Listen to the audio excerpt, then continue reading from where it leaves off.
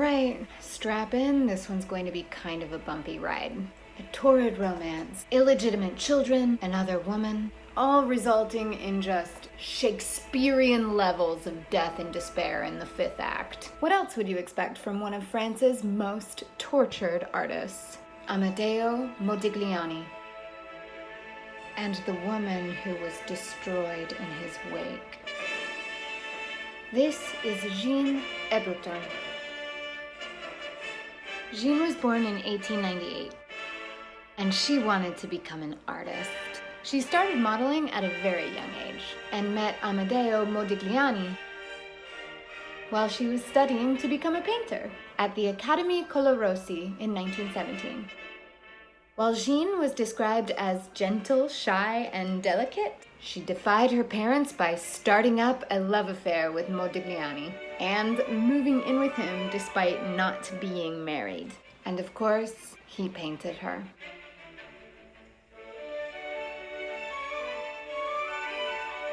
Modigliani painted in the modern style.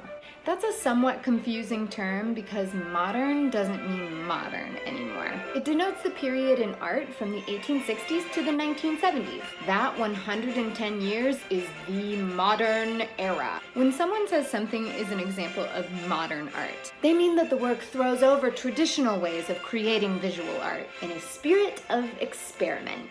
You can see Modigliani's modern sensibilities, especially in the way he elongates the faces and necks of his subjects.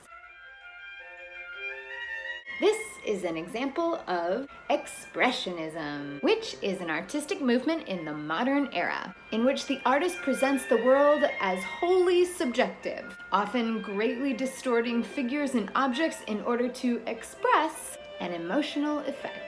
Sidebar, if you think his paintings look scary, you're not the only one. If you're a horror movie fan, like I am, you may have seen Andy Muschietti's recent adaptation of Stephen King's It. In one of the scariest scenes, the character Stanley tries to enter his father's office, even though he is clearly terrified of the painting on the wall. And Andy Muschietti says that painting was directly inspired by the works of Amedeo Modigliani. Yikes. Back to the story. Around the same time Modigliani started his relationship with Jeanne, he also became infatuated with a married woman named Lunia Szorczowska, and he painted her several times as well. Still, Jeanne and Modigliani stayed together. She painted him, he painted her.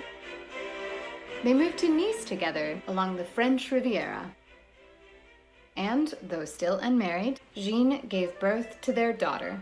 In 1919, Modigliani returned to Paris. Jeanne had to stay behind in Nice. She was pregnant again and unable to travel. And without Jeanne around, Modigliani, somewhat unsurprisingly, developed a close relationship with the still married Lunia Szorczowska, though it is up for debate whether this relationship was ever sexual in nature. Modigliani was a kind of scary dude, really. Jeanne's parents certainly did not approve of him. And Lunia described sessions where she posed for him as occasionally terrifying. I guess he liked to work obsessively while heavily intoxicated.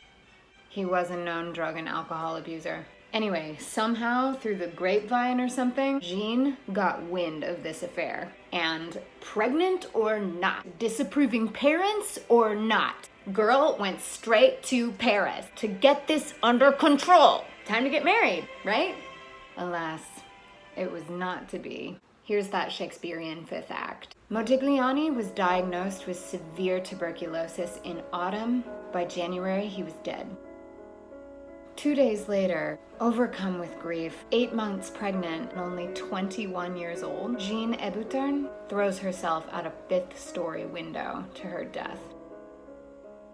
Her family was devastated. They interred her body far away from Modigliani's. Jeanne's now orphaned daughter was sent to live with an aunt, and she was brought up being told nothing of her parents. But when she grew up, she began researching on her own.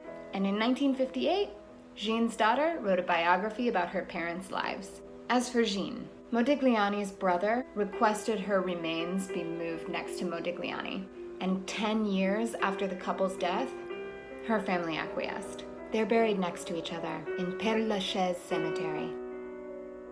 Her epitaph reads, "Devoted companion to the extreme sacrifice."